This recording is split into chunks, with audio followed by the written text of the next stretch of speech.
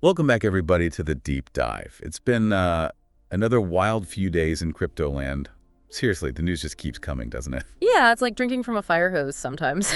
So much happening, it's tough to keep track, let alone figure out what actually matters, right? Exactly, and that's why we're here. To help you cut through the noise, we've been digging through a ton of recent articles, from Cointelegraph, Decrypt, Finbold, You, Today, those kinds of sources. So you don't have to. We'll hit the highlights and then really zoom in on a few stories we think are worth a closer look. Perfect. Yeah. What caught your eye this time around? Well, for one, we've got this whole XRP ETF thing heating up. Multiple asset managers are trying to launch these ETFs, but the SEC is pushing back hard. Right, and that legal battle with Ripple is still dragging on. Exactly. So we'll dig into what that could mean for XRP and, maybe even the whole altcoin ETF landscape. Sounds juicy. What else? Oh, and remember, Mt. Gox. The ghost of crypto past is back to haunt us. They just moved a bunch of Bitcoin again. Always makes me a little nervous when they start shifting those coins around. We'll have to talk about that. Definitely. And then there's this thing with Warren Buffett. Buffet. The guy who famously called Bitcoin rat poison squared. The one and only. Well, his company, Berkshire Hathaway, is sitting on a record pile of cash, like over $300 billion. So, of course, everyone's wondering, is he finally ready to dip his toes into crypto? That would definitely be a headline grabber. We'll have to speculate a bit on that. Oh, we will. And we've also got this intriguing story about prediction markets, specifically one called Kalshi, that's letting people bet on the U.S. election using USDC. Oh, wow. So crypto meets politics meets gambling. That's a combo. It is. So yeah, we've got a lot to unpack today, but first, why don't we do a quick scan of some other notable headlines just to kind of set the stage. Love it. Hit me with those rapid-fire news bites. Okay, buckle up. First up, Binance Coin, BNB, saw a massive transfer. We're talking $1 billion worth in just 24 hours. Billion with a B. That's some serious volume. Makes you wonder who's behind a move like that. Right. And then there's Shiba Inu. They burned over 5.6 billion SG tokens. Trying to boost the price, I guess. Like trying to empty the ocean with a teaspoon, though, right? Yeah. There's just so much SG out there. Uh-huh. Yeah, pretty much. Okay, next up, and this one's not so positive, analyst Peter Brandt is predicting a 38% drop for Ethereum. Ouch, that's a big hit. Should ETH holders be worried? Well, analysts make predictions all the time. It's just one guy's opinion. Still, something to keep in mind. True enough. Oh. Okay, what else you got? Russia just officially legalized Bitcoin mining on November 1st. Could shake things up on the global mining scene. Interesting. Wonder if it'll make them a crypto powerhouse or if they'll run into regulatory issues or something. Yeah, a lot of unknowns there. Oh, and this one's a bit of a surprise. Solana is surging. Analysts are saying it could hit $200 this month. Really? Solana, it's fast and cheap, but $200, that seems that ambitious. Yeah, we'll see if that pans out. Maybe it's just meme coin hype. Who knows? And you know what else is interesting? The U.S. Treasury just reported that over $120 billion in stablecoin backing is held in. Wait for it, U.S. Treasuries. Talk about a blurring of the lines between crypto and the traditional financial system. Right. Okay, I think that's enough headline whiplash for now. Yeah.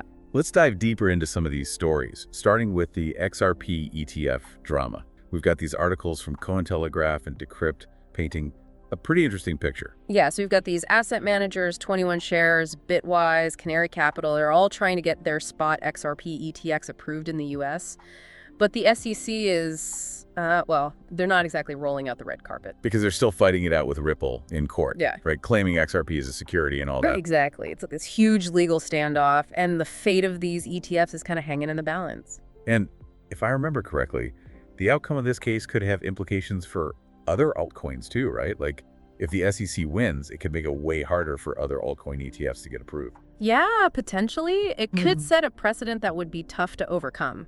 So there's a lot at stake here, not just for Ripple and XRP, but for the whole crypto industry. Wow, high stakes indeed. So what are the chances these XRP ETFs actually get approved? Anyone making any predictions? Well, Ripple CEO Brad Garlinghouse seems pretty confident. Decrypt quoted him saying that XRP ETF approval is inevitable. But, he's got to be optimistic, right? Sure, it's his company. He's got to talk it up. But the SEC doesn't seem to be backing down anytime soon. Nope, they're definitely digging in their heels. So it's going to be a battle, that's for sure. And the outcome could really reshape the whole crypto landscape.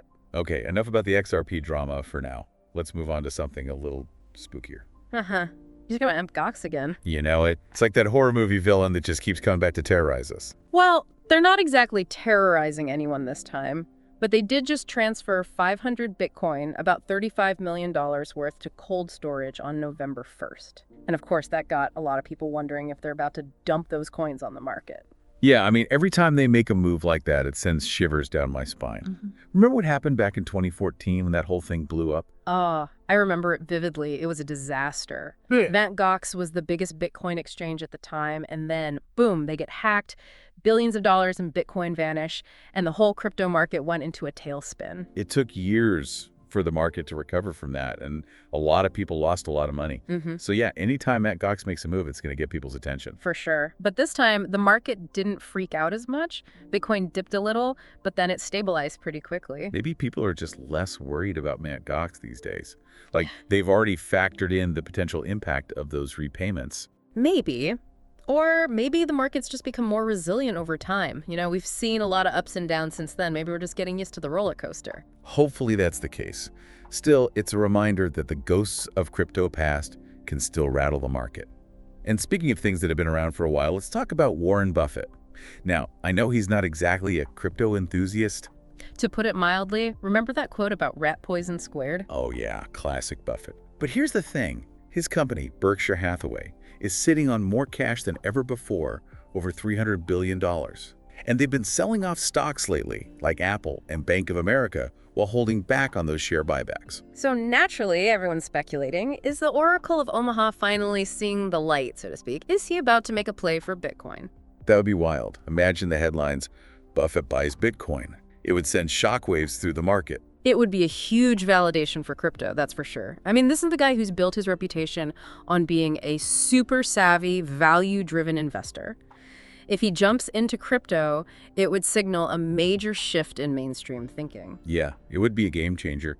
But let's be real, we're just speculating here. Maybe he's got something else up his sleeve. Or maybe he's just waiting for the right moment to pounce. No, it's only time will tell. But it's definitely something to keep an eye on. And speaking of keeping an eye on things, have you heard about this platform called Kalshi?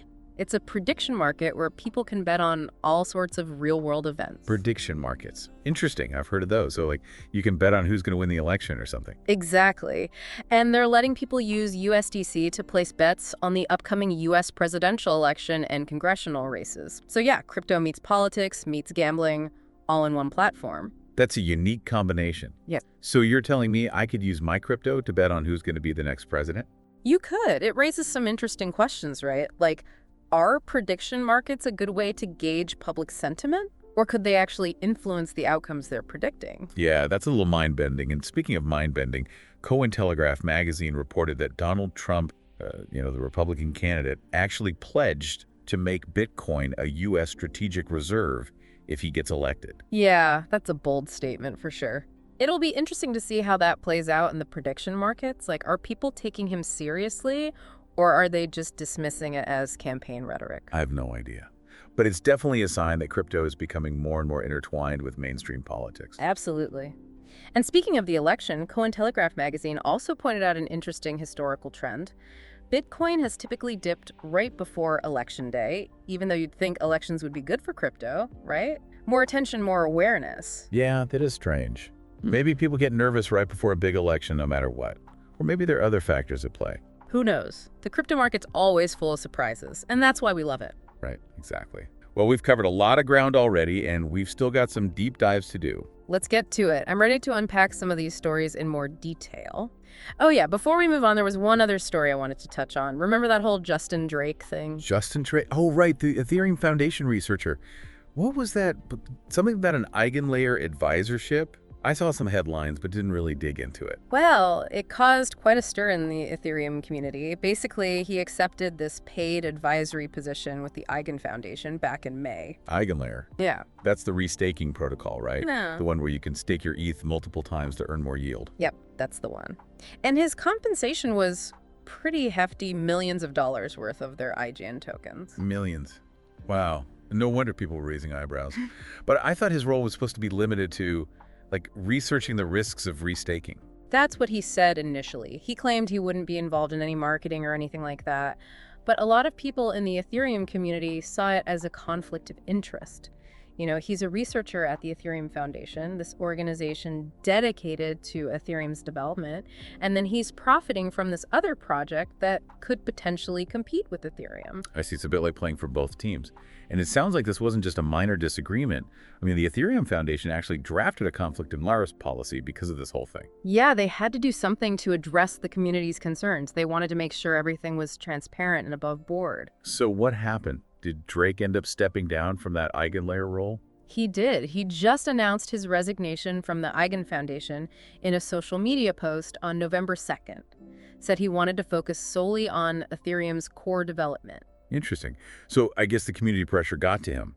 Do you think this whole episode will have any lasting impact, either on the Ethereum community or on the perception of restaking protocols like EigenLayer?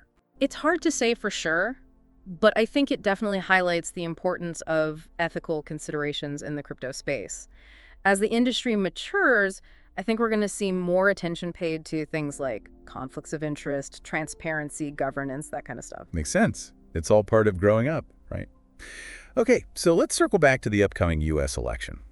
I can't get over that Cointelegraph magazine article about Donald Trump's promise to make Bitcoin a U.S. strategic reserve. I know, it's pretty wild, right? It's definitely gotten people talking. Some are probably thrilled, seeing it as a sign that crypto is finally getting some serious recognition from mainstream politicians. Right, like it's finally arrived. But others are probably more skeptical, viewing it as just another political ploy to win votes. Yeah, it's hard to know what to make of it. But either way, it shows that crypto is becoming a bigger and bigger factor in the political landscape. No doubt about it. Okay, let's see. What else do we want to dig into? Oh yeah, the Mt. Gox Bitcoin transfer. Ah, yes, the gift that keeps on giving. Every time they move those coins, it sends ripples through the market. Understandably so. Yeah. I mean, that whole Mt. Gox hack was a major turning point in crypto history. It really was. It exposed the vulnerabilities of the early crypto infrastructure and made people realize just how risky this all could be. But this time, the market reaction was pretty muted. Bitcoin dipped a bit, but then it bounced back quickly. Maybe people are just getting used to Mt. Gox's antics. Could be. Or maybe they're just not as worried about it anymore. I mean, the amount they transferred this time, 500 Bitcoin, wasn't that much compared to the total amount they still hold. True. Still, it's worth keeping an eye on. You never know what those Mt. Gox folks are going to do next. Speaking of keeping an eye on things, remember that U.S. Treasury report we mentioned earlier? The one about stablecoins. Oh yeah, the one that revealed over $120 billion in stablecoin backing is held in U.S. Treasuries. That's the one. It's kind of mind-blowing when you think about it. I mean, it shows just how deeply intertwined the crypto world and the traditional financial system are becoming. It really does. Stablecoins have become such a crucial part of the crypto infrastructure, but they're also starting to attract more and more attention from regulators. Understandably so. If something were to happen to those stablecoins, it could have ripple effects throughout the entire financial system. Exactly. So it's a delicate balancing act. Regulators need to find a way to ensure that stablecoins are safe and sound without stifling innovation in the crypto space. Right. It's a tough needle to thread.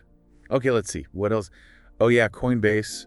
They just announced a $1 billion share buyback program in their Q3 report. Interesting. What do you make of that move? Is it a sign of confidence, or are they just trying to appease investors? I honestly don't know. I mean, on the one hand, it could signal that they believe their stock is undervalued and that they're bullish on their future. Yeah, a kind of vote of confidence in themselves. But on the other hand, they've been facing a lot of headwinds lately. You know, the regulatory scrutiny, the competition from decentralized exchanges, the lawsuit with the SEC. It hasn't exactly been smooth sailing. So maybe they're just trying to boost investor confidence and shore up their stock price. It's hard to say for sure. I guess time will tell. Yep, we'll have to see how it plays out. Speaking of playing out, have you been following the buzz about Ethereum potentially implementing a protocol similar to Bitcoin's ordinals for NFTs? Oh yeah, I saw something about that. It sounds like it could be a big deal for NFTs on Ethereum. It could be. Right now, most NFTs on Ethereum rely on this external metadata that's stored off-chain. And that's raised some concerns about security and permanence. But with this new protocol, the NFT data would actually be inscribed directly onto the Ethereum blockchain. So it would become like a permanent part of the blockchain itself. Exactly. It would be much more secure, more transparent, and less vulnerable to tampering. It could really address a lot of the concerns people have about NFT provenance and authenticity. Wow, that's pretty cool. It seems like it could unlock all sorts of new possibilities for NFT functionality and utility too. Imagine NFTs that can interact directly with smart contracts or other on-chain applications. It's a game changer for sure, and it'll be interesting to see what kind of creative projects people come up with. Speaking of exciting upgrades, what about Polygon 2.0? Have you had a chance to look into that at all? Oh yeah, that's a good one.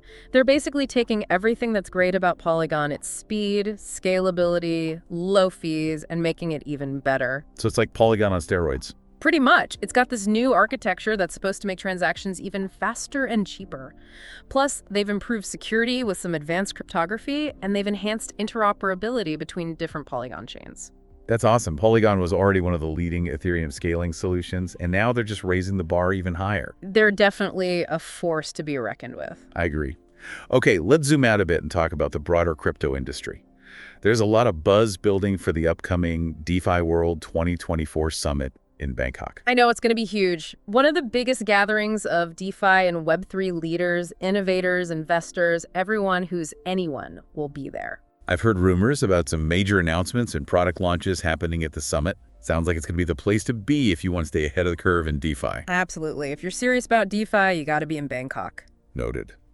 Speaking of things to keep an eye on, are there any up-and-coming projects or trends that have caught your attention lately? Anything you think our listeners should be aware of? Well, there's this one exchange called between that's been making waves. It's relatively new, but it's already climbed into the top 15 on CoinGecko. Really? That's impressive. What's their secret sauce? They seem to be striking a good balance between innovation and user-friendliness. They've got all the advanced trading tools and high liquidity that experienced traders are looking for, but they've also got a very intuitive interface that makes it easy for newcomers to get started. So they're appealing to both ends of the spectrum. That's smart. Yeah, it's a good strategy. Plus, they've been very aggressive about expanding their offerings. They're constantly listing new tokens and launching new products and services. Sounds like they're one to watch. Okay, let's do a quick check-in on some of the crypto OGs. Any interesting news on Bitcoin, Dogecoin, or Cardano? Well, Bitcoin, as always, is the one everyone's watching. It came tantalizingly close to hitting a new all-time high recently, which got a lot of people excited. But then it pulled back, as it always seems to do. The Bitcoin roller coaster never gets old, does it? Nope. Always keeps us on our toes. But that volatility is part of what makes it so exciting, right? I guess so. What about Dogecoin? Any news from the meme coin kingdom? There was some chatter about a major DOGE investor redistributing a big chunk of their holdings. Oh, one of those infamous whale alerts. Yeah, those can definitely shake things up, especially for a meme coin like Dogecoin. For sure. It's a reminder that meme coins can be fun and all, but they can also be really risky investments. Agreed.